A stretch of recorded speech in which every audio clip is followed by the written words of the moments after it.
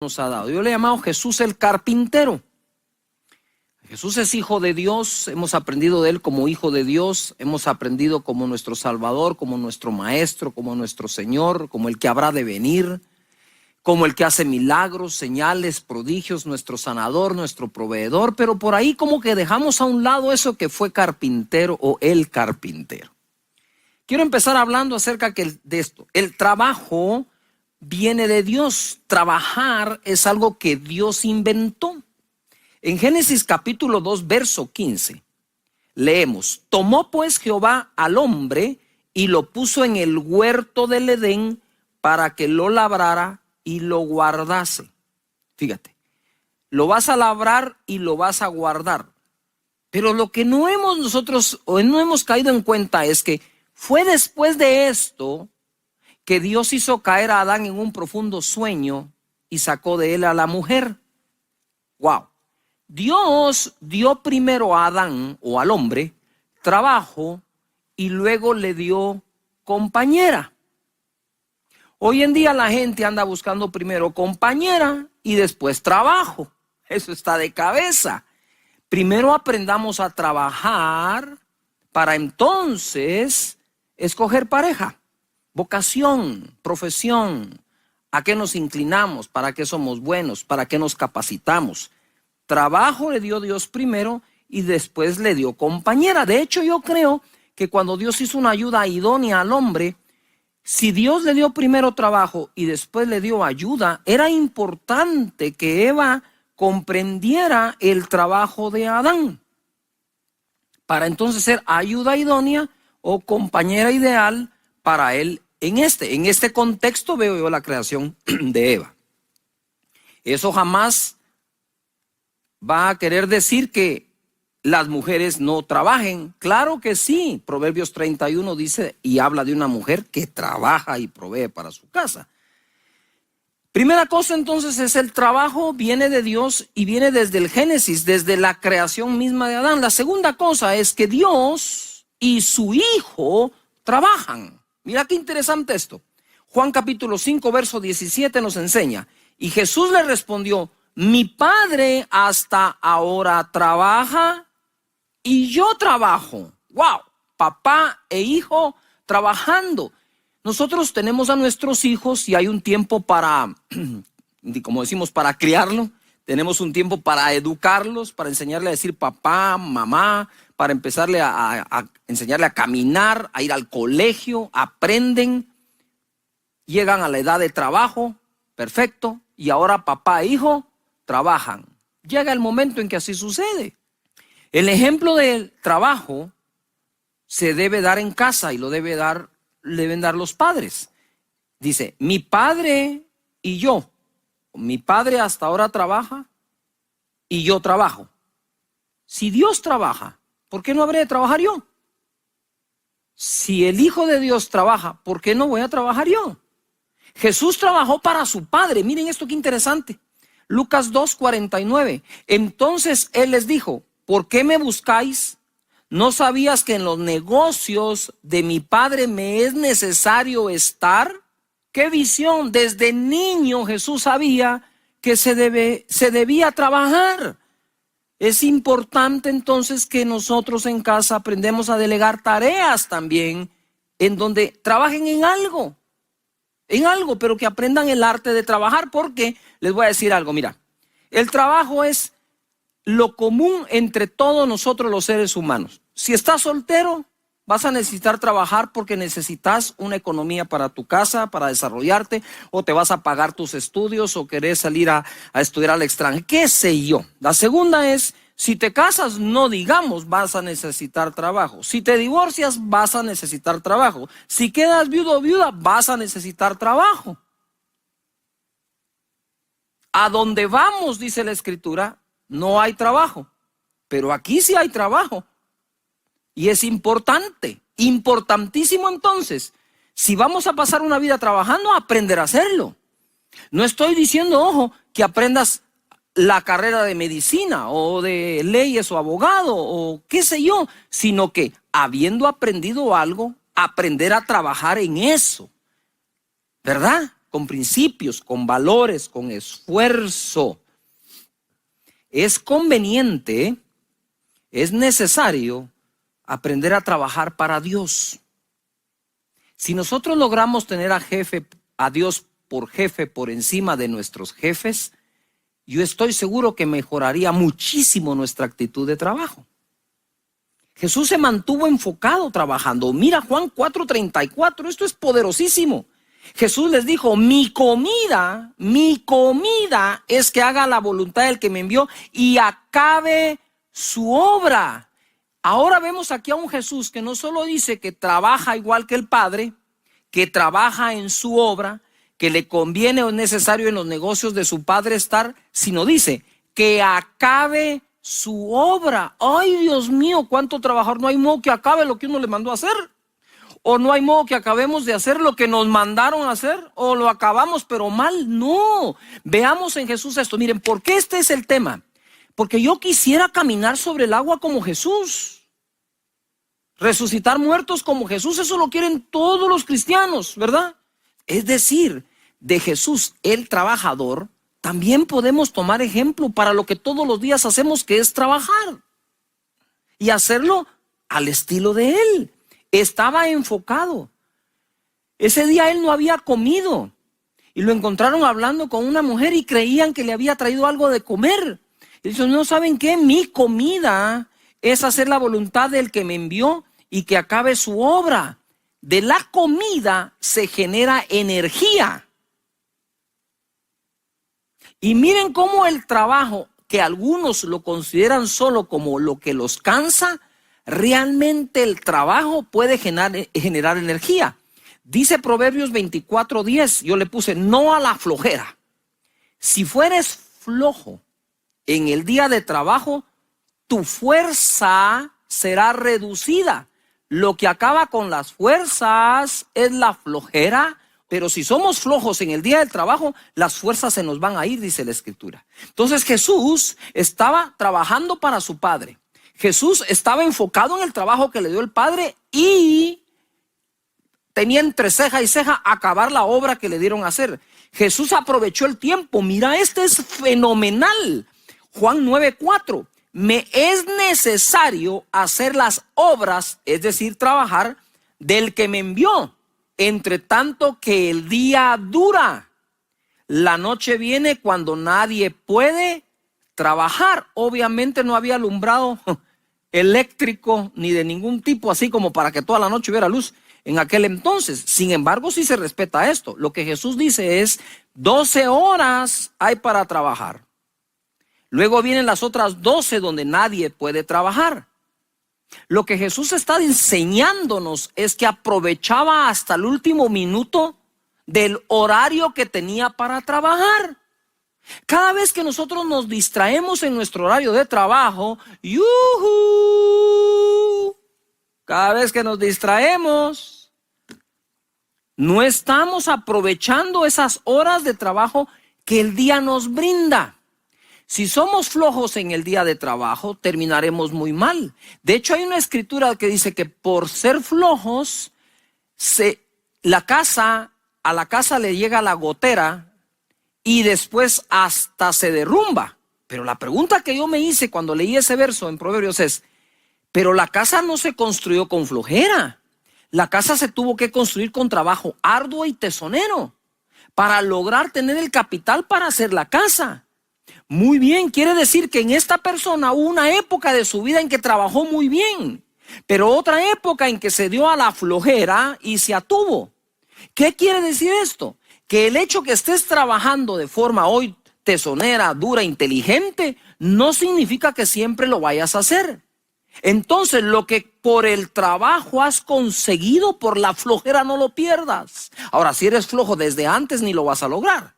Lo que quiero tratar, me estoy haciendo pedazos para enseñar aquí, es el hecho que hayas hecho cosas bien hechas, no significa que la flojera, si uno se da a la flojera, no vaya a pasar factura. No va a respetar tus años de buen trabajo. Se los come. Por lo tanto, la flojera no puede entrar a nuestra vida jamás. El descanso sí. Porque sin descanso no hay fuerzas renovadas. Jesús entonces aprovecha todo el tiempo. Y me voy a ir acá porque esto se pone mejor conforme avanzamos. Mateo 13:54. Y venido a su tierra les enseñaba en la sinagoga de ellos, de tal manera que se maravillaban y decían: ¿de dónde tiene esta sabiduría y estos milagros? ¿No es este el hijo del carpintero? Paréntesis. Nosotros somos hijos de la carne. O sea, a ti te engendró tu papá en tu mamá y te dio a luz. Eres carne, ¿sí? Y tu papá tiene nombre y apellido. Pero somos hijos de Dios adoptivos de Él o adoptados por Él.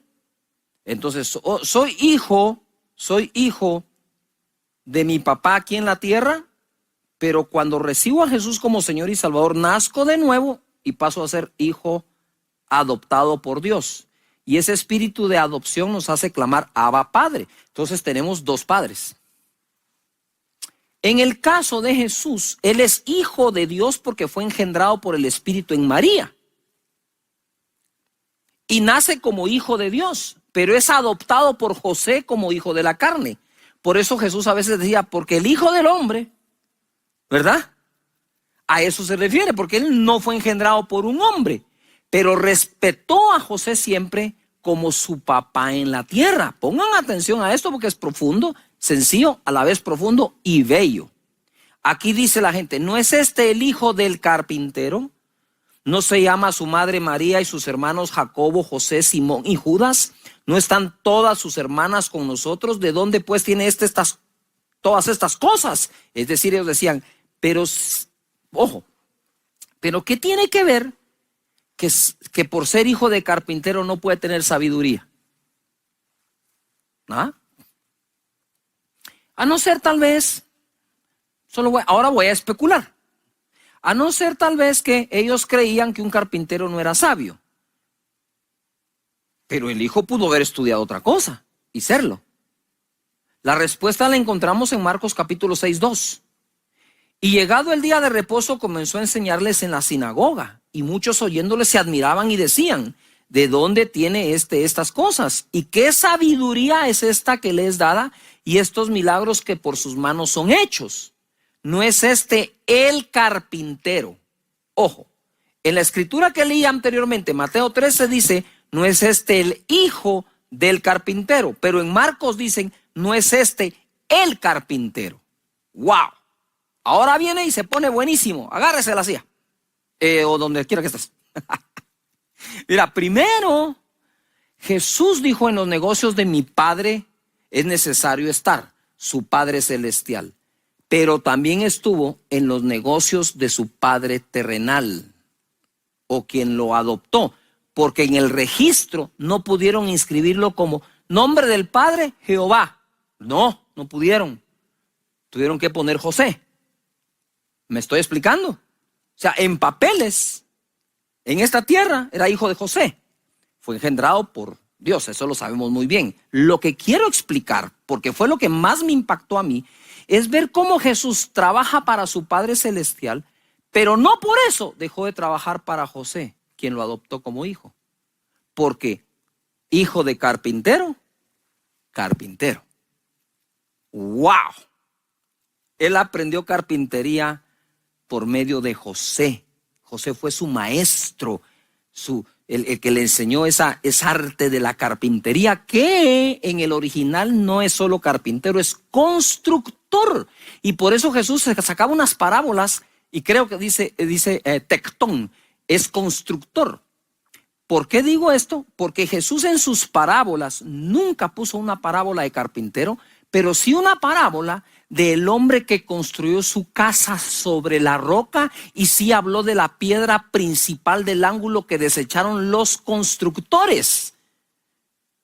No usó un ejemplo de carpintero, sin embargo sí usó ejemplo de constructor. Total, en esa constructora de Jesús se hacía carpintería. Y ojo acá, Él fue inspirado en la carpintería, no por Dios su Padre Celestial. Él fue inspirado en la carpintería por José el terrenal. ¡Ah, qué belleza! ¿No creen que es lindo? Que Jesús no dejó de honrar a José poniendo por excusa que solamente iba a honrar a Dios, su Padre. Y así, por eso digo que el trabajo se aprende en casa. Tal vez eres médico y tu hijo no va a ser médico, pero va a aprender cómo tú practicas la medicina para él practicar quizás la arquitectura. Con los mismos principios, valores, esfuerzo, desvelos. A veces no nos da tiempo de comer, sin el a veces, a menudo, ¿verdad? Porque es trabajo inteligente, pero también fuerte. El trabajar es un regalo, es una ocupación que viene de Dios. Eclesiastés 3:9. ¿Qué provecho tiene el que trabaja de aquello en que se afana? Yo he visto el trabajo que Dios ha dado a los hijos de los hombres para que se ocupen en él. Trabajar, ¿sí? Es una ocupación. Debemos estar ocupados en nuestro trabajo. Y entre más nos ocupamos en él, mejores habilidades desarrollamos, mejor aprendemos. Estudia más de tu trabajo del que te enseñaron en la universidad o colegio. Busca libros, métete en ellos, escribe uno, con tal de desarrollar. ¿Por qué? Porque allá afuera en el mercado hay muchísima gente que sabe hacer tu trabajo también, y podría ser que por ahí haya uno que exista uno que lo haga mejor y por menos. ¡Yuhu! Ahí es donde cabe el yuhu. El trabajo puede traer cansancio. Primera Tesalonicenses 2:9. Porque os acordáis, hermanos, de vuestro trabajo y fatiga, de nuestro trabajo y fatiga, como trabajando de noche y de día, dice Pablo.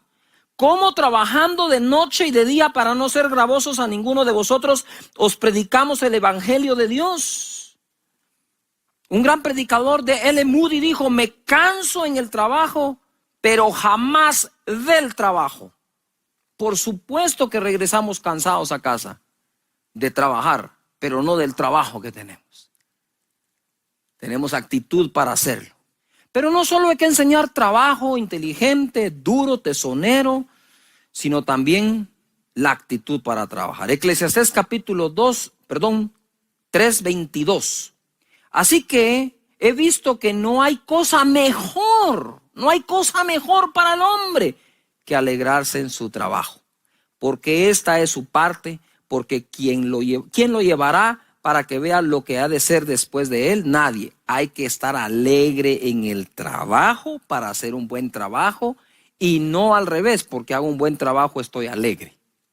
Si primero estoy alegre, lo más probable es que haga un buen trabajo. Nos dignifica. Salmo 128:1.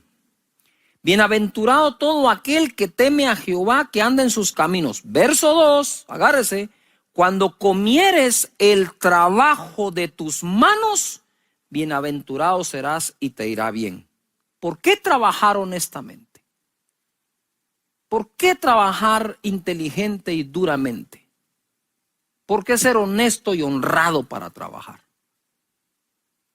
Porque no me cabe a mí en la mente cómo alguien puede poner un plato de comida en la mesa para sus hijos haciendo lo indebido, lo incorrecto y lo malo.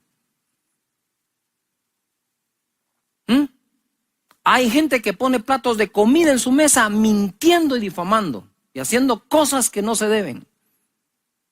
Si vamos a dar de comer a nuestros hijos, que la fuente que trae esa bendición venga de Dios, sea honesta y sea correcta para la gloria y la honra de nuestro Señor. Bienaventurado serás, dice, y te irá bien.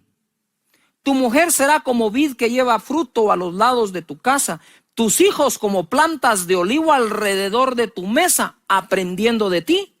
He aquí, dice, he aquí que así será bendecido el nombre del hombre del que teme a Jehová. Proverbios 22:29, ¿has visto hombre solícito en su trabajo? Delante de los reyes estará, no estará delante de los de baja condición. Yo escribí aquí, Jesús es rey y trabaja como tal. Hombre solícito es el hombre amable, dispuesto, atento, dice el diccionario. Hombre solícito, así era Jesús.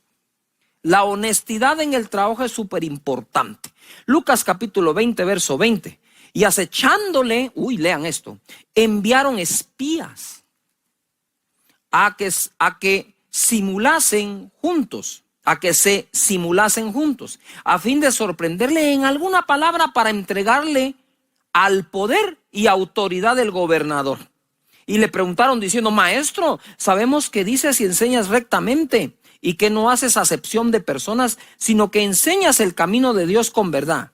Nos es lícito dar tributo a César o no.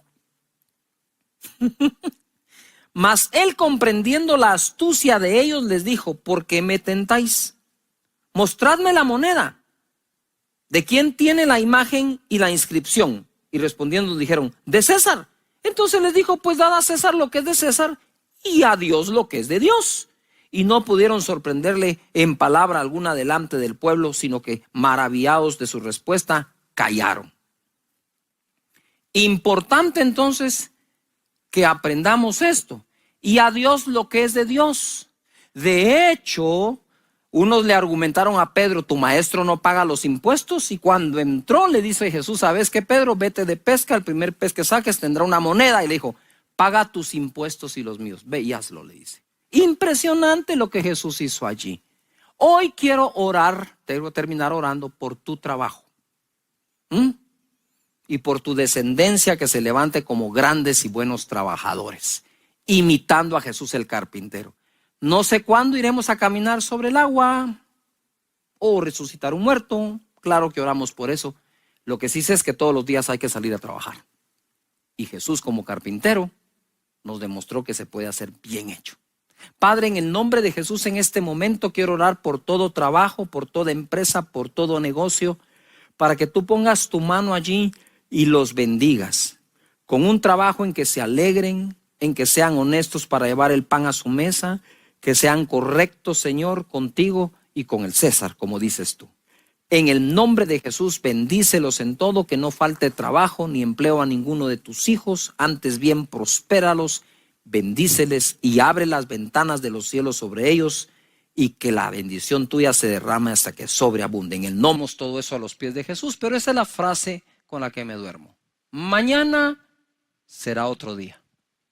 Bástale a cada día su propio mal, ¿verdad? Y como digo yo siempre, ya cuando llega ese momento digo yo, y este muñeco se mete en su estuche para amanecer con nueva misericordia al día siguiente. ¿Qué tal si le damos un vistazo al futuro? Les he leído este salmo varias veces. Quiero que me aguanten, por favor, porque es bueno repasarlo y es solo para poderme introducir a lo que viene.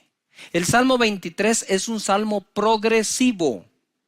Si cumples con la primera línea, se cumplirá la segunda, se cumplirá la tercera y así sucesivamente hasta terminarlo. Dice la escritura, Jehová es mi pastor. A ver todos, eso es, nada me faltará. El que cree que Dios es su pastor, cree que no le falta nada. Entonces sigue el siguiente verso, en lugares de delicados pastos me hará descansar. No descansa el que no confía que Dios provee. Descansa el que sabe que Dios provee. Eso se aplica al día domingo cuando descansamos y buscamos al Señor. Eso se aplica en la tarde cuando termina la faena del día y podemos descansar. Eso se aplica en tiempos de angustia, persecución y estrechez. Descansar en el Señor, que nada nos faltará. Y entonces descansamos. Luego, junto a aguas de reposo me pastoreará. Él pastorea al que descansa porque confía que no le falta nada. Confortará mi alma. Él conforta el alma de aquel a quien puede pastorear porque toma tiempo de descansar debido a que cree que nada le faltará. Después dice, me guiará por sendas de justicia por amor de su nombre. Es mucho más fácil oír las instrucciones de cómo ser guiado por Dios cuando estamos siendo confortados, porque somos pastoreados, porque estamos descansando, porque confiamos que no nos falta nada.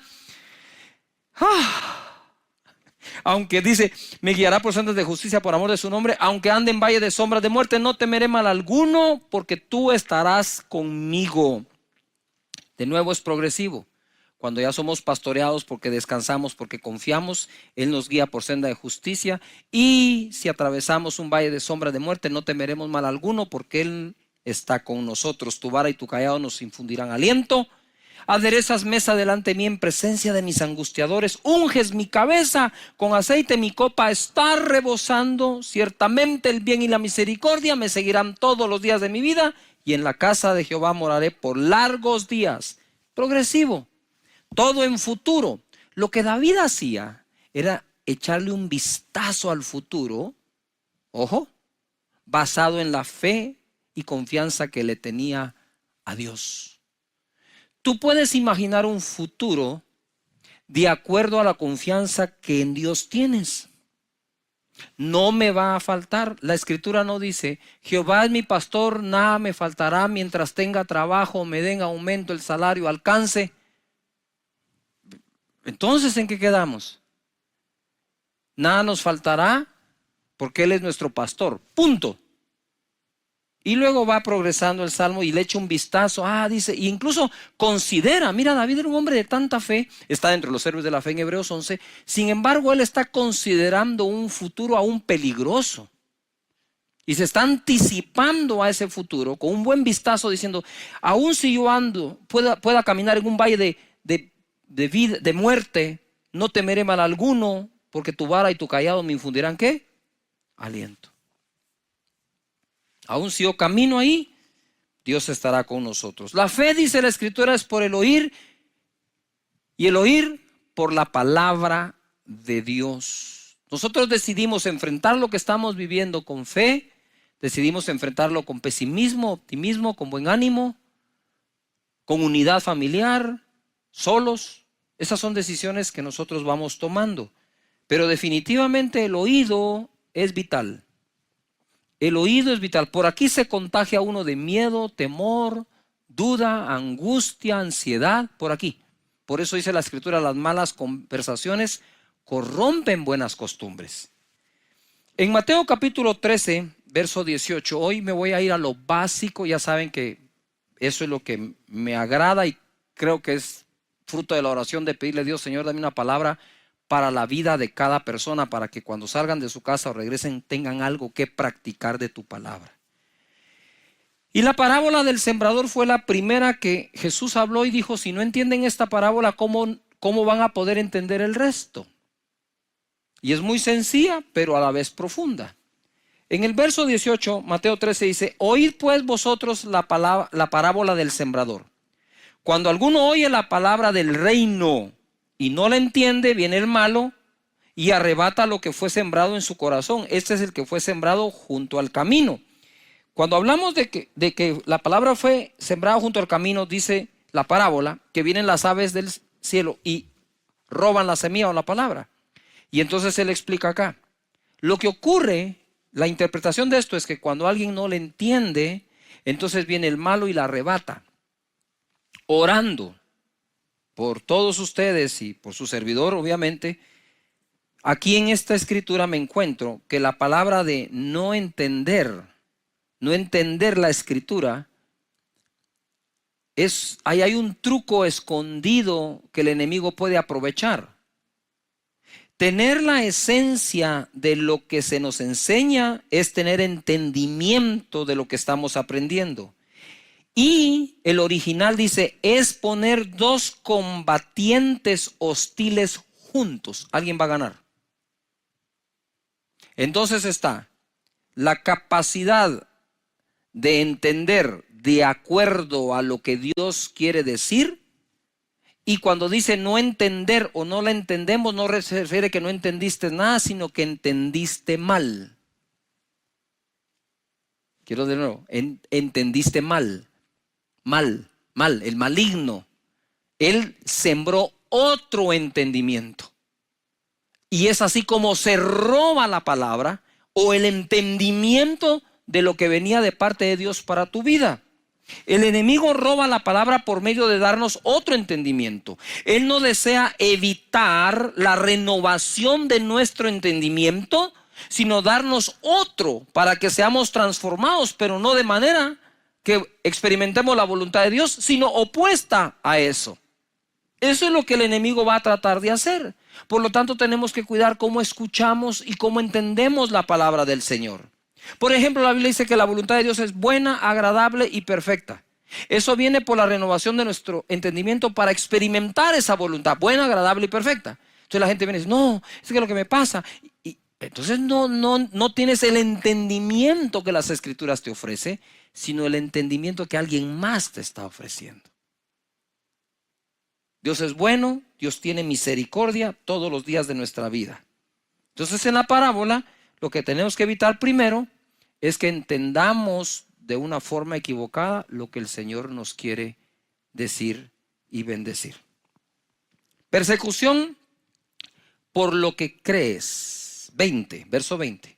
Y el que fue sembrado en pedregales, este es el que oye la palabra y al momento la recibe con gozo. Tiene un pico de emoción, de gozo impresionante, pero no tiene raíz en sí, sino que es de corta duración, pues al venir la aflicción o la persecución por causa de la palabra, luego tropieza.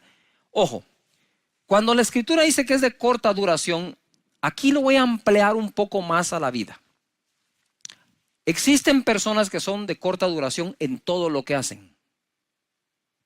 Siempre están cambiando lo que hacen. Todo les dura muy poco tiempo. Como decía mi mamá, mira, Cash, me decía él, no seas arranque de macho y parada de mula, me decía. Es decir, arranca como caballo de carrera y cuando para se siembra, que no hay quien lo mueva.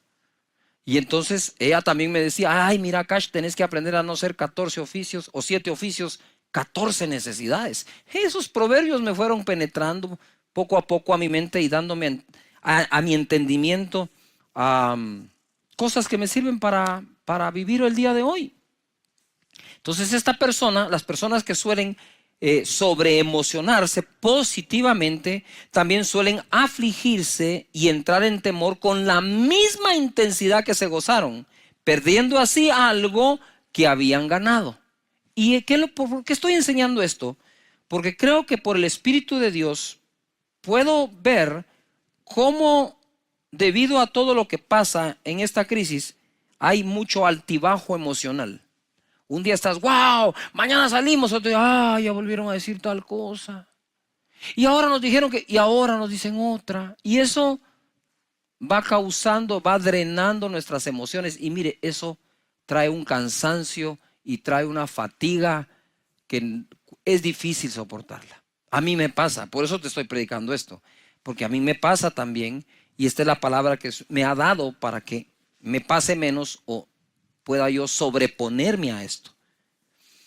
Estas son aquellas personas que cuando todo va bien, ellos están bien. Te repito de otra forma. Son aquellos que están bien cuando todo va bien. Están mal cuando las cosas van mal. Todo estará bien mientras les vaya bien.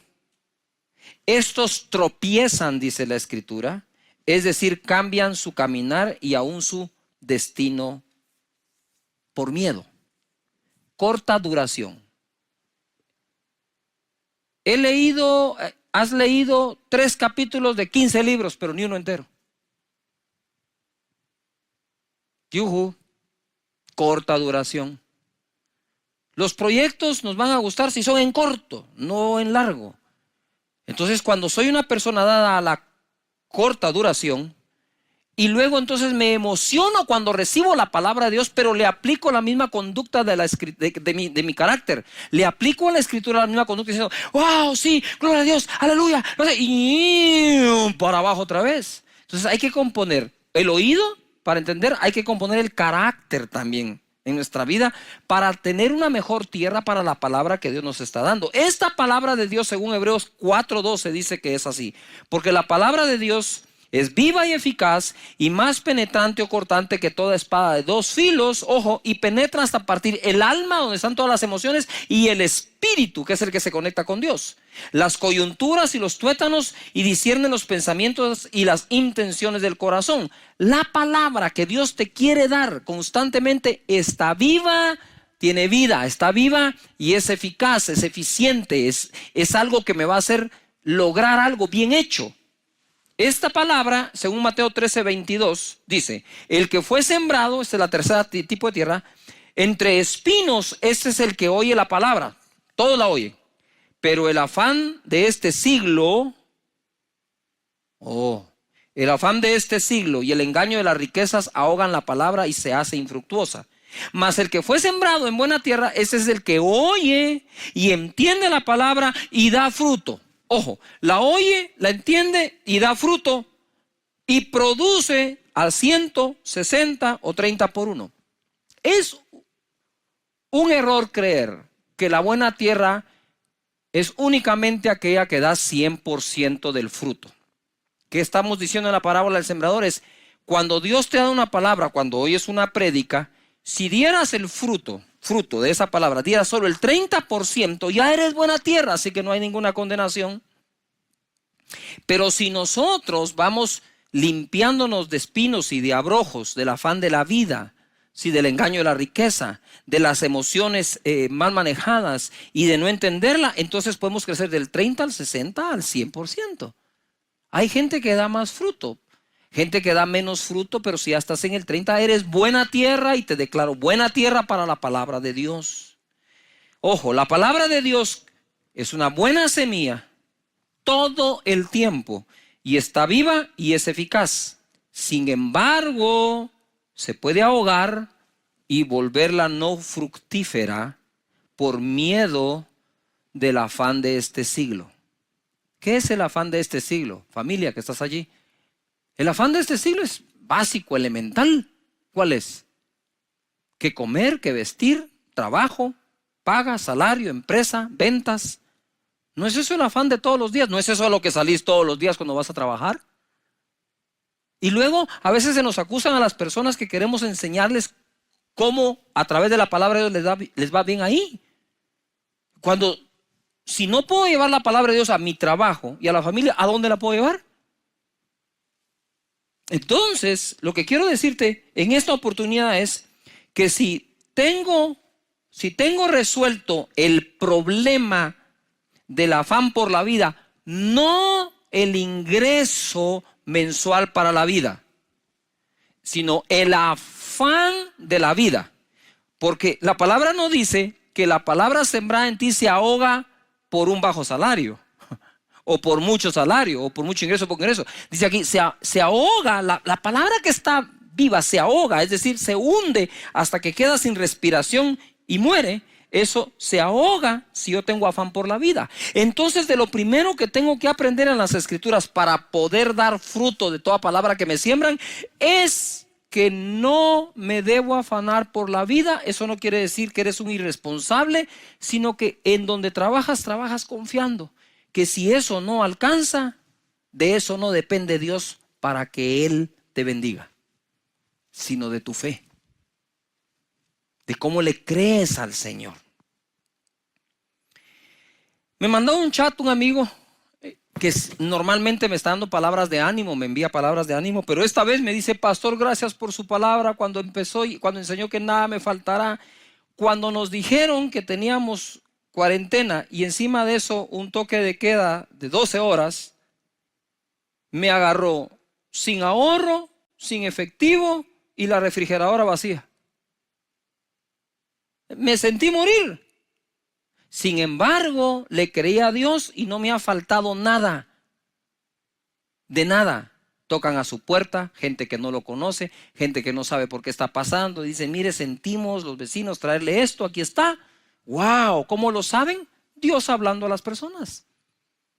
Entonces, si nosotros logramos quitar el afán de la vida, quitamos lo que ahoga la buena semilla de Dios. Y aquellos que en Él confían, siempre son las personas que más crecen en el Señor, porque no hay nada que ahogue la palabra. En Romanos capítulo 8, verso 31, hay un verso, este verso a mí me parte el corazón, porque es el amor de Dios expresado de una manera inmensa. Si Dios nos da lo más grande, ¿no nos dará lo demás? Es una pregunta, ¿no nos dará lo demás? ¿Quién pues, dice, perdón, en el verso 31, ¿qué pues diremos a esto?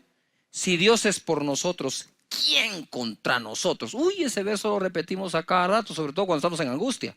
Si Dios por nosotros, ¿quién contra nosotros?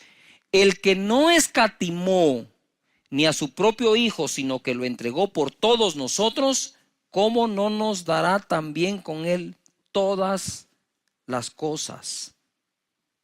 Tenía yo en mi casa, cuando estábamos recién casados con Sonia, he contado esto. Estaba mi casa, estaban mis vecinos de frente, amigos, y los de lado, y había un perro callejero, perdón, pero así se llamaba, no quiero hacer alusión a nadie, Bobby. Y Bobby era un perro de fe, digo yo, porque cuando hacía frío, el perro escogía bajo qué motor de carro dormir, y siempre escogía el que recién acababa de llegar porque está calientito. Entonces Bobby dormía en la casa de nosotros, en la de frente, en el lado. Pero Bobby, a diferencia de otras mascotas que comen una vez al día, Bobby comía 3 veces al día porque lo alimentábamos nosotros, los vecinos de enfrente y los de lado. Lo más divertido es que cuando llegaba el tiempo de la vacunación, si no nos comunicábamos entre los 3, lo vacunábamos nosotros, los de enfrente y los de lado. ¿No tenía casa o tenía 3? No trabajaba. Y un día yo voy saliendo a la calle cargado, afanado, para ir a conseguir el sustento del día, del mes. Y Bobby está parado frente a mi casa. Yo me hacía para acá, el perro se hacía para allá, como que el perro no me quería dejar salir. Y decía, pero Bobby, hacete un lado. Y hasta que oí la voz de Dios, me dijo, si le doy de comer a Bobby, ¿no te voy a dar de comer a ti? Yo empecé a llorar. Dije, Señor, perdóname por esta falta de confianza. Si cuido a Bobby y aún para que lo vacunen, ¿no te tendré sano y saludable a ti? Y eso es lo que Dios te dice hoy. Nosotros podemos. Quiero leer texto en Hebreos capítulo 11 en adelante, y le titulé yo aquí, si ellos pudieron, podremos nosotros. Dice el verso 1. Es pues la fe, la certeza de lo que se espera, la convicción de lo que no se ve, porque por ella alcanzaron buen testimonio los antiguos. Por la fe entendemos haber sido constituido el universo por la palabra de Dios, de modo que lo que se ve fue hecho de lo que no se veía. Y ahora les voy a dar un listado. Y ustedes lo revisan en casa, lo estudian con toda su familia, esto va a estar muy bonito. Verso 4, por la fe Abel ofreció a Dios más excelente sacrificio que Caín. Paréntesis. Ustedes saben que la primera obra de fe que registra la Biblia entera fue la ofrenda de Abel. Y por eso él alcanzó mejor testimonio que su propio Caín, que lo llegó a matar de envidia. 5. Por la fe Enoc fue traspuesto para no ver muerte. 7. Por la fe Noé, cuando fue advertido por Dios acerca de cosas que aún no se veían, etc. Entonces por la fe Abel, por la fe Enoc, por la fe Noé. Verso 8. Por la fe Abraham, siendo llamado, obedeció para salir del lugar que había de recibir como herencia y salió sin saber a dónde iba. Por la fe habitó como extranjero en la tierra prometida, como en tierra ajena, morando en tiendas con Isaac y Jacob, coherederos de la misma promesa. Por la fe, verso 11, Sara concibió siendo estéril.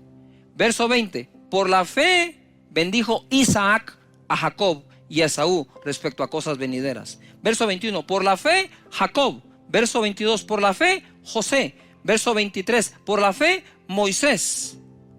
Verso 30, por la fe cayeron los muros de Jericó después de rodearlos 7 días. Por la fe Rahab. Verso 32, ¿y qué más digo? Porque el tiempo me faltaría contando de, por la fe Gedeón, por la fe Barak, por la fe Sansón, por la fe Jefté, por la fe David, así por la fe Samuel y por la fe todos los profetas. ¿Quiere que le presente otra fórmula? No funciona otra fórmula. La fórmula que funciona es por la fe. Y por la fe, Esteban. Y por la fe, Raúl. Y por la fe, Andrea. Y por la fe, María. Y por la fe, tú. Por la fe, tú. Dice la escritura en el verso 33. Mire lo que lograron por la fe. Todos. O sea, más, como dicen en mi tierra, más claro no canta un gallo, pues. Ya está claro cómo es. Verso 33. Que por fe, ¿por qué? Por fe, así es, por fe. Certeza de lo que se espera, convicción de lo que no se ve. Y estamos en medio de una situación mundial en donde tenemos que caminar por fe, no haciendo caso a lo que vemos, sino a aquello que Dios ha prometido. Por la fe conquistaron reinos, hicieron justicia, alcanzaron promesas, taparon boca de leones, apagaron fuegos impetuosos, evitaron filo de espada, sacaron fuerza de debilidad, se hicieron fuertes en batallas, pusieron en fuga a ejércitos extranjeros. Las mujeres recibieron sus muertos mediante resurrección, mas otros fueron atormentados, no aceptando el rescate, a fin de obtener mejor resurrección. 36. Otros experimentaron vituperios y azotes, y a más de esto, prisiones y cárceles. Fueron apedreados, aserrados, puestos a prueba, muertos a filo de espada. Anduvieron de acá para allá, cubiertos de pieles de ovejas y de cabras, pobres, angustiados, maltratados. 38. De los cuales el mundo no era digno. Y cuando tú ves la cantidad de personas que están acá, ninguno de ellos fue perfecto. No fue precisamente, como decimos, el santo de nuestra devoción, pero fueron agradables delante de Dios y alcanzaron buen testimonio porque a Dios le creyeron. Verso 39. Y todos estos, aunque alcanzaron buen testimonio y el mundo no era digno de ellos, mediante la fe no recibieron en aquel entonces lo prometido, para que una cosa se cumpla, proveyendo Dios alguna cosa mejor para nosotros, para que no fuesen ellos perfeccionados aparte de nosotros. Por la fe, por la fe, por la fe. Y ahora quiero terminar en este momento con algo que me impresionó. Si Dios pregunta, debemos responderle. Y en Mateo capítulo 6, verso 28, dice: ¿por qué os afanáis? ¿Por qué os afanáis? ¿Acaso tú no vales más que las aves y eres mejor que un lirio? ¿Por qué os afanáis? Y en este momento, cuando yo estaba leyendo esto, en mi casa, preparándolo, empecé a llorar, porque la pregunta se la hace a todos y me la ha hecho a mí. ¿Por qué te afanas? Porque me hace falta, porque hay un terror afuera, porque hay una peste, porque hay una pandemia, porque hay una enfermedad, porque hay un virus. Y cuando yo leo esto, la primera sensación que tuve fue no contestarle a Dios, o no tengo respuesta. Y el Espíritu Santo me dijo: quiero oír sus respuestas. Cuando te digo ¿por qué te afanas?, te lo estoy preguntando. Quiero saber qué es lo que te provoca. Yo pienso que es un buen momento para decirle a Dios: Señor, soy sincero contigo, estoy afanado, tengo miedo, tengo temor, tengo incertidumbre, estoy lleno de ansiedad. Dios no quiere esas personas que presumen no tenerlo. Él quiere gente sincera que le diga: sí, estoy muy afectado, Señor, por lo que está pasando. Estoy hasta confundido. Está bien, háblalo, decilo. Es tu Padre. Él no regaña, Él enseña. Él no te va a regañar: ah, no deberías de estar afanado, no miras que cómo soy de bueno. No, pero lo puse así en letra grande. ¿Por qué os afanáis? Más adelante dice: no se afanen diciendo. No se afanen por el día de mañana. Bástale a cada día su propio mal. Y por eso empecé diciendo en esta predicación: mañana será otro día. Mañana será otro día. Padre, gracias te doy por cada hogar conectado, por cada casa, por cada conexión, por cada persona. Estamos cargados, Señor, te lo reconocemos, lo aceptamos, pero también tú dijiste que le esté cargado y trabajado, que venga a ti, que tú lo harás descansar. Señor, la unción que estoy sintiendo aquí fuertísima sobre mis hombros y espalda, que pudra todo yugo en este momento. Si tú estás en casa, extiende tu mano al dispositivo, a la televisión, donde quiera que estés, extiende tu mano. Hay una unción fluyendo en este momento hacia ti que va a podrir todo yugo, toda preocupación, todo afán, toda angustia, toda incertidumbre. En el nombre poderoso de Jesús ordeno que todo eso se largue ahora mismo de la vida de las personas que están conectadas acá. En el nombre de Jesús. Y que cada uno lleve este mensaje a otra persona que lo nota preocupado. En Cristo Jesús sean libres de esto. Y tú que quieres recibir a Jesús en tu corazón, repite conmigo en voz alta en tu casa y con todos: Señor Jesús, yo te doy gracias por haber muerto por mí, por perdonar mis pecados, por lavarme con tu sangre. Te entrego mi vida, te abro mi corazón. Perdona mis pecados, dame la vida eterna. Yo creo que desde hoy soy una nueva persona y mi nombre fue escrito en los cielos. Salud, no de enfermedad, de riqueza, no de pobreza, de bendición, no de maldición, porque en mi boca hay un milagro. Amén. Hemos estado hablando, sí, de que estamos bendecidos bajo la bendición de Abraham que Dios juró. Y hoy quiero hablarles acerca de lo que es la triple bendición que esto nos trae y de recibir esas promesas que Dios tiene. En Gálatas capítulo 3 verso 13 les voy a leer un par que ya hemos estado leyendo para unirlas, y a lo largo de toda la enseñanza ustedes van a ver cómo se van entrelazando estas promesas y aparecen por todos lados. En Gálatas 3 verso 13 dice: Cristo nos redimió de la maldición de la ley. O sea, había una maldición. Y Él viene y nos redime, o sea, nos saca de dicha maldición. Por lo tanto, no se vale decir que hay maldiciones que te persiguen. Que si la maldición generacional, que esa ya se quedó generaciones atrás, amén. Y es que tal vez a mí va a dar cáncer, mi familia ya se quedó atrás. Es que mi abuelo fue pobre y vos no. O sea, hay que dejar claro esto, ¿verdad? Eso se queda atrás. Pero si fui redimido de la maldición de la ley, de todo tipo de maldición, entonces también tengo que corregir mi manera de hablar. Cristo nos redimió de la maldición de la ley, hecho por nosotros, ¿qué? Maldición. Porque está escrito: maldito todo el que es colgado en un madero. Ahora leo el 14. Para que, todo esto que pasó en el 13 es para que en Cristo Jesús, ya no maldiciones, sino la bendición de Abraham alcanzase a los gentiles, a fin de que por la fe recibiésemos, ¿qué? El Espíritu Santo. Ahora notemos esto: nos redimen de la maldición, pero ¿y si no nos bendicen, en qué quedamos? O sea, no es lo mismo creer que ya no tienes maldición que creer que ahora tenés bendición. Pon atención, bendición no es la ausencia de la maldición. Yuhu. Bendición es ser bendecido. No es ya no tengo maldición, pero tampoco tengo bendición. Entonces, ¿para dónde vamos? Para ningún lado, estamos en neutro. No, Dios nos quitó una maldición para llenarnos de su, ¿qué? Bendición. En Cristo Jesús. Ahora el traslado de una cosa a la otra le costó a Jesús ser hecho maldición, porque, ojo, maldito todo el que es colgado en un madero o en la cruz.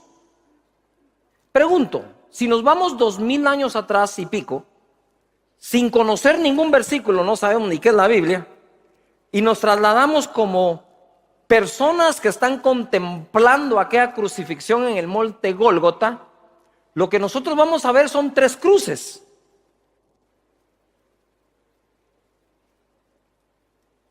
Y entonces para todos los que estaban allí, ahí estaban viendo 3 criminales. No.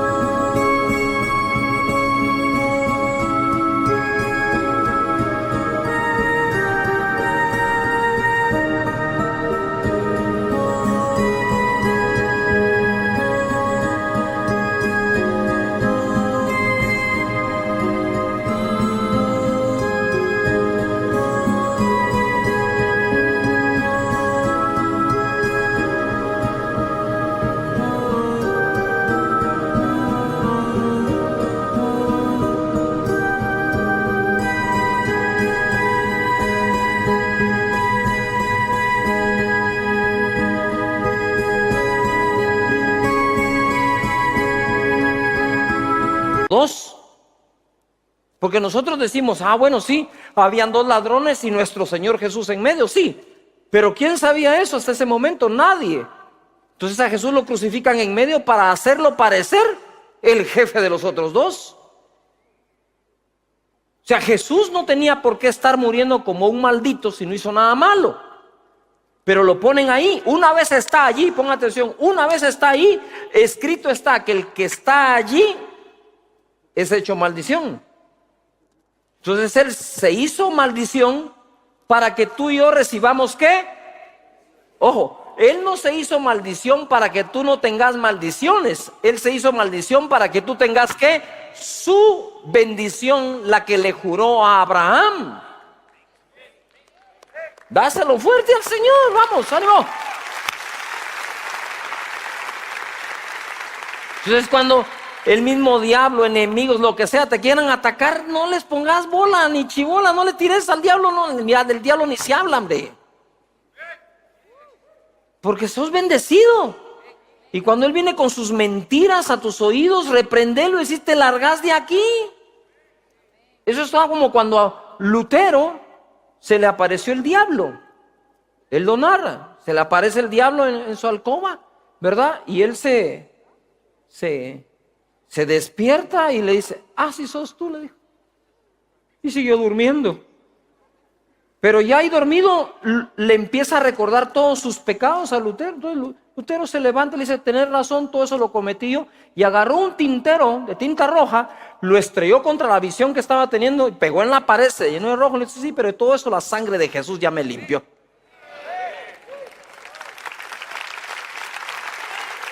Y como dijo un amigo mío, cuando el diablo te recuerde tu pasado, vos recordarle a él su futuro. Decirle, sí, ese era mi pasado, pero tu futuro es que vas a terminar en el abismo, tú y todos tus demonios.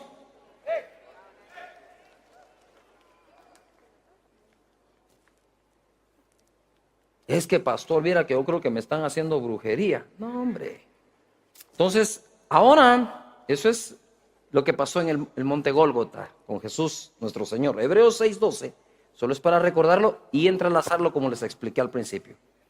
A fin de que no os hagáis perezosos, a Dios no le gusta esa onda andar pereciendo, sino imitadores de aquellos que por la fe y la paciencia heredan las promesas. 13, porque cuando Dios hizo la promesa a Abraham, le estaba prometiendo todo esto, no pudiendo jurar por otro mayor, juró por sí mismo, diciendo, de cierto te bendeciré con abundancia y te multiplicaré grandemente. Esta es la triple bendición. Y para ilustrarte algo esto, en las carreras de caballos se habla de la triple corona, que es aquel caballo que gana 3 carreras, las más importantes, el mismo año. Difícilmente habrá un par de caballos que lo han logrado. Pero nosotros sí ganamos, gloria a Dios, la triple corona o la triple bendición de parte de Dios. Somos más que vencedores en aquel que nos amó. Entonces yo quiero que levantes las manos y quiero que declares, porque eso es importante, lo que creas, decláralo, decrétalo. Di conmigo, yo estoy bendecido con una triple bendición: la de multiplicación, la abundancia y la mayor de todas, el Espíritu Santo. En otras palabras, yo soy un bendecido, ungido o un ungido bien bendecido. Amén. Así hay que caminar. Pero hay gente que sí, claro que quiere la abundancia y la multiplicación, pero no se exponen a la presencia del Espíritu Santo. Y hay otros que les encanta la unción, ¿verdad? Pero esa unción que Dios te da es para que sepas que si te da el Espíritu Santo, ¿cómo no te va a dar lo demás? En otras palabras, Dios te está dando a ti, gentil chapín guatemalteco, más de lo que le dio a Abraham. Porque Abraham le dijo, te multiplicaré y te bendeciré con abundancia. Pero no le dijo, y sé lleno del Espíritu Santo. Eso es para nosotros.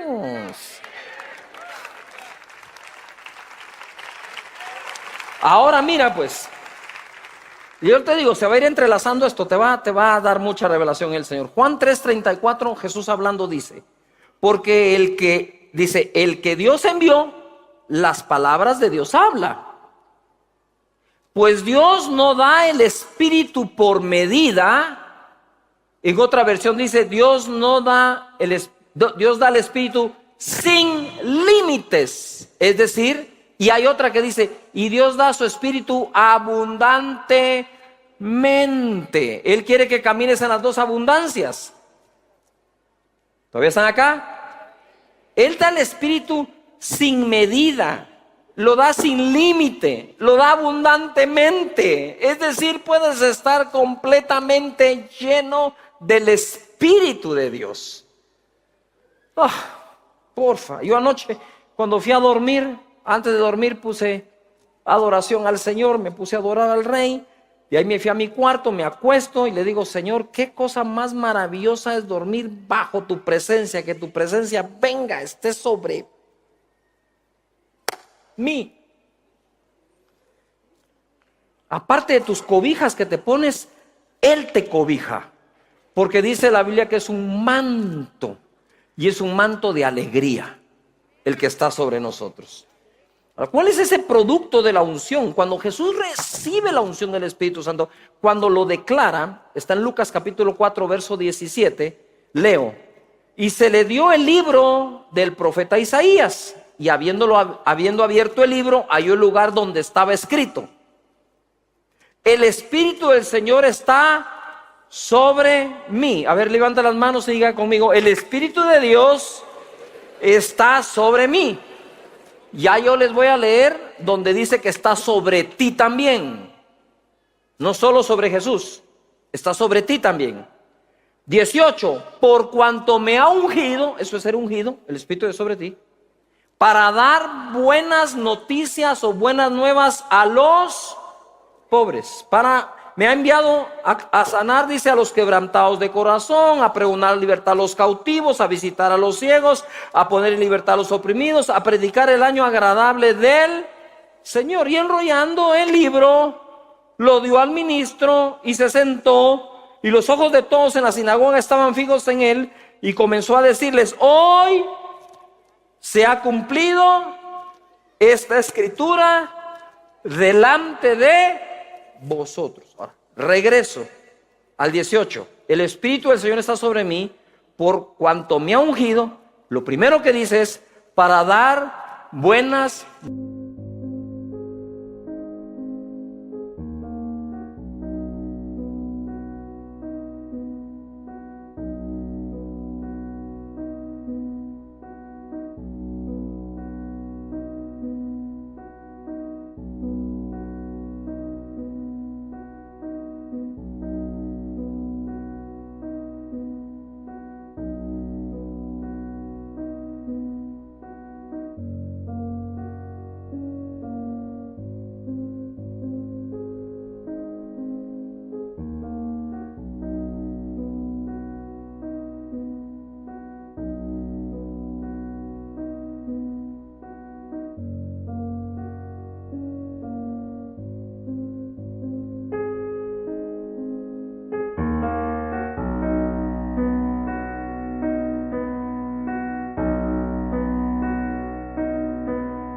nuevas a los pobres. Yo me fui al original, dije, tengo que ver qué quiere decir esta palabra pobres aquí. Pobres, en el original no encuentro en ningún lugar que diga pobres en espíritu. Esa es otra escritura, bienaventurado el pobre en espíritu. Esa es otra escritura.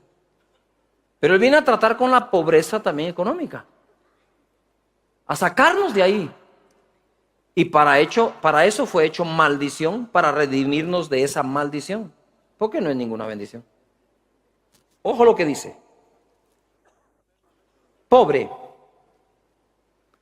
Dice, vino a reducir el hecho que una persona mendigue. Ahora dice acá que pobre significa aquellos que han sido destituidos de sus bienes, de su influencia, de su posición y de su honor.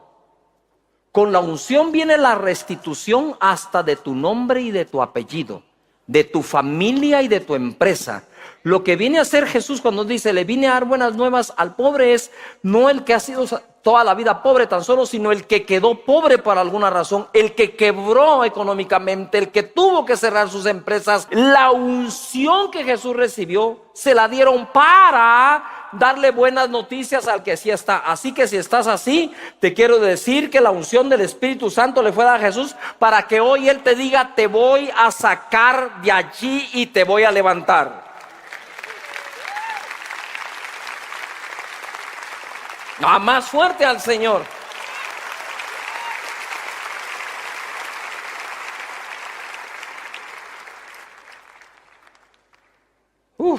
Señor, ¿qué más quieres? ¿Ves cómo se entrelaza entonces la promesa de darnos su Espíritu? ¿Y para qué nos da su Espíritu? Y una de las cosas es esa. Bien, la promesa del Espíritu Santo. Lucas capítulo 24, verso 49. ¿Verdad? He aquí yo enviaré la promesa de mi Padre. ¿Yuhu? Y esa promesa es el Espíritu Santo. ¿Y qué dice Gálatas? Que Él fue hecho maldición a fin de que nosotros recibamos la bendición del Espíritu Santo. O sea, nos llenamos de gozo, la unción preciosa, los enfermos sanan, sí, pero todo eso sucede porque en la cruz Él pagó. En otras palabras, yo creo en la cruz, creo que Jesús murió en la cruz, pero creo en el beneficio que me trae el hecho que Jesús haya muerto en la cruz. La gente recibe a Jesús, pero no se da cuenta todos los beneficios que vienen a la vida con haber recibido a Jesús. Si tienes a Jesús, tienes sus beneficios también. ¿Puede ir un buen amén a eso? Entonces dice: he aquí yo enviaré la promesa de mi Padre sobre vosotros. ¿Qué fue lo que dijo Jesús? El Espíritu de Dios está sobre mí. Cerró el rollo y le dijo: hoy delante de sus ojos se ha cumplido esta escritura. Y la promesa del Espíritu Santo que vendrá sobre ti, tú le puedes decir al que está a la par si quieres: hoy tú vas a ver la promesa de Dios, esa escritura cumplida en mi vida. Como Jesús lo dijo en la sinagoga. ¿Yuhu? ¿Cómo me agrada a mí saber que Jesús iba a la sinagoga y me causa un poco problema que el cristiano no vaya al templo? Ahora resulta que Jesús sí necesitaba ir a la sinagoga y tú no. Bien, vamos. Yuhu. ¿Quién hubiera querido ver a Jesús online?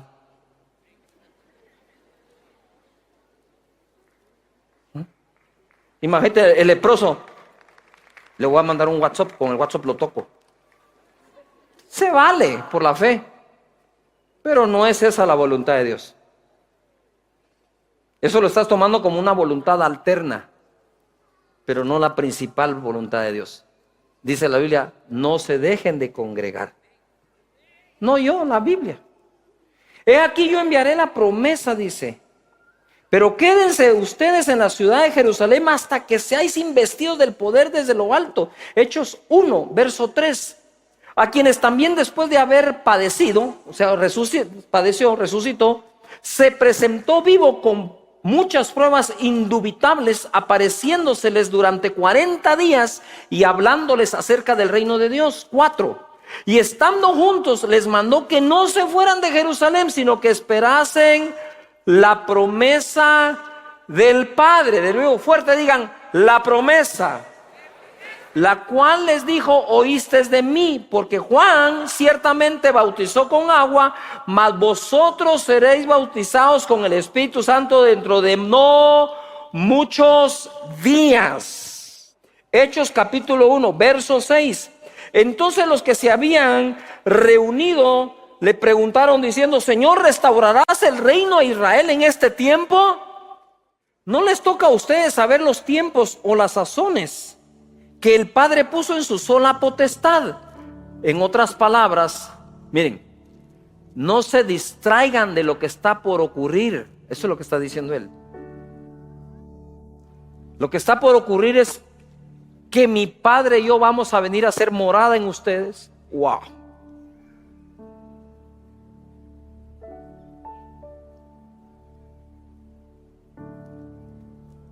No se distraigan, porque lo que está por ocurrir es que la promesa les va a ser enviada.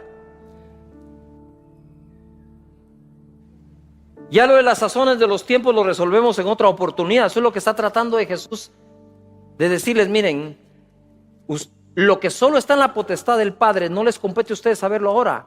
Lo que les compete ahora es recibir la promesa de ese mismo Padre que ustedes quieren que les restaure el reino. Y le dice: pero recibiréis poder. ¿Qué vas a recibir? Oh, porfa. Y me seréis testigos en Jerusalén, en toda Judea, en Samaria y hasta lo último de la tierra. Ojo acá, di conmigo: yo seré testigo. Mira, yo creo en la resurrección de Lázaro, yo creo en la sanidad de aquellos 10 leprosos, yo creo en la multiplicación de los panes y de los peces. Yo creo en todo eso, pero no fui testigo de nada de eso. Pero Dios tan lindo, ¿sí? Te quiere dar la experiencia de que en este año, en esta era, en este milenio, miles de años después, por el Espíritu Santo, tú seas testigo de los milagros de hoy. Mira, yo no soy testigo de cómo Dios le proveyó a la viuda de Sarepta a través de Elías. Yo soy creyente de eso. Yo no soy testigo de cuando a Raquel, que era estéril, concibió, pero sí soy testigo de muchas mujeres que han sido estériles y han concebido en este siglo, en este año, en este milenio, cuando hemos orado por ellas. Claro que sí. No, yo no soy testigo de aquella mujer con flujo de sangre que tocó a Jesús, pero soy testigo de muchísima gente que ha sanado de cáncer terminal hoy. Entonces Dios lo que te dice es: hey, tú no te vas a quedar sin disfrutar lo que disfrutaron aquellos. Tú también lo vas a ver ahora, y para eso envío mi Espíritu Santo.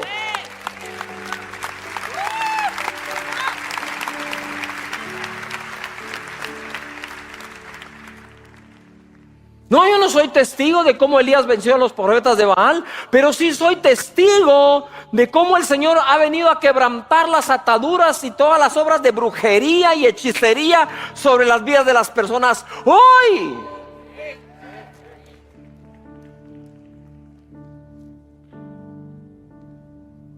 Oh. La promesa también era para los gentiles, porque Él le dice a sus discípulos, todos judíos, que el Espíritu vendrá sobre ellos. Pero un día vino sobre los gentiles en la casa de Cornelio cuando llegó el apóstol Pedro. Y él entra diciendo: ustedes saben que si un judío entra en una casa de un gentil se vuelve un lío. Mira cómo eran. Pero aquí quiero que te enfoques bien en lo que va a pasar.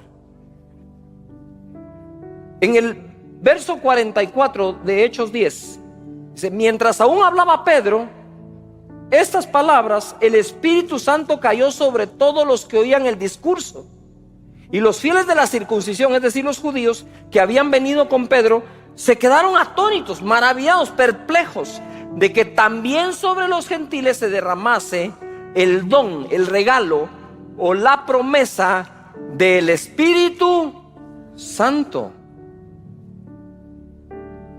¿Qué hicieron ellos para recibir el Espíritu Santo? Ni siquiera sabían que a eso iba Pedro. Es más, Pedro no iba a eso.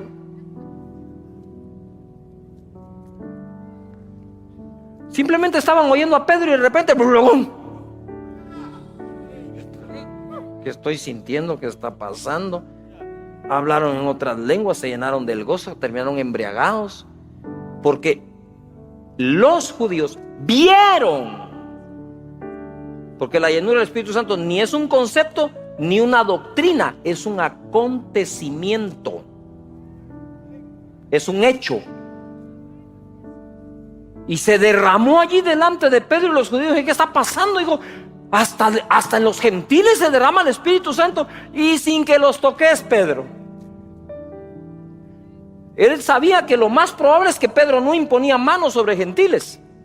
Todavía tenía ese tipo de prejuicios. Pero se derramó. Ahora quiero llevarte a Hechos 10, pero verso 37, cuando están explicando, y 38. Vosotros sabéis que lo que se divulgó por toda Judea, comenzando desde Galilea, después del bautismo que predicó Juan. 38. Cómo Dios ungió con el Espíritu Santo y con poder a Jesús de Nazaret. ¿Y qué dice que vamos a recibir nosotros cuando recibamos esa unción? ¿Qué vamos a recibir? Poder. Pon atención acá, porque lo que sucedió en Jesús, no te hagas bolas, es lo mismo que ha sucedido contigo. Ahora lo que me pregunto es si nos vamos a poner a hacer lo mismo que Jesús hizo. Dice aquí en la Escritura cómo Dios ungió con el Espíritu Santo y con poder a Jesús de Nazaret, y cómo éste anduvo haciendo bienes y sanando a todos los oprimidos por el diablo, porque Dios estaba con él. En otras palabras, viene él y te unge como ungió Jesús. Y te pasa lo mismo que le pasó en la sinagoga, que dijo: hoy se ha cumplido esta escritura. A ver, todo el mundo diga escritura. Delante de los ojos de ustedes. Pero hay otra escritura que se cumple en ti. Y enviaré mi promesa, dice, y recibirán poder cuando venga sobre ustedes el Espíritu Santo. Y entonces me serán, ¿qué? Testigos donde quiera que vayan. Pero no porque donde quiera que vayas tú vas a ver lo que Dios está haciendo a través de otros. ¡Qué buena onda! No, es porque donde quiera que vayas tenés tú que hacer algo.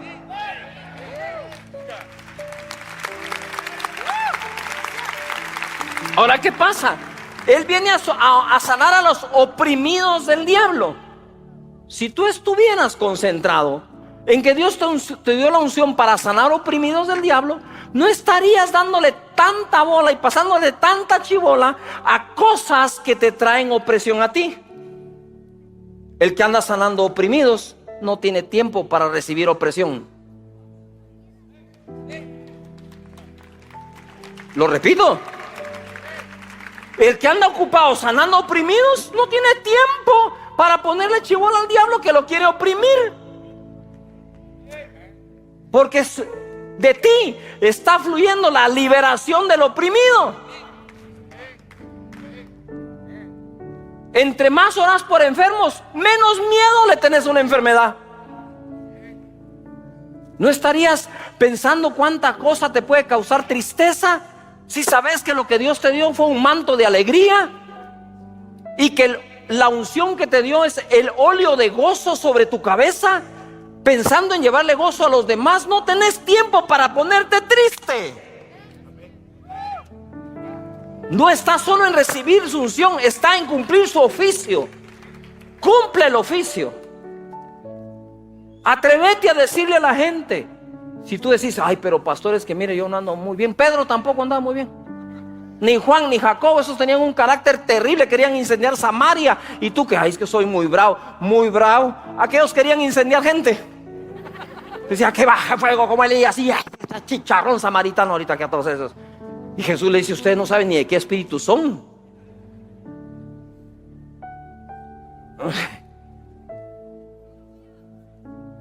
Si esperas a ser perfecto para bendecir a alguien, ese alguien se va a quedar sin bendición. Así todo chueco y defectuoso anda a bendecir gente. Ya, Dios te dio la unción, da, repartirla. Bendecía a la gente.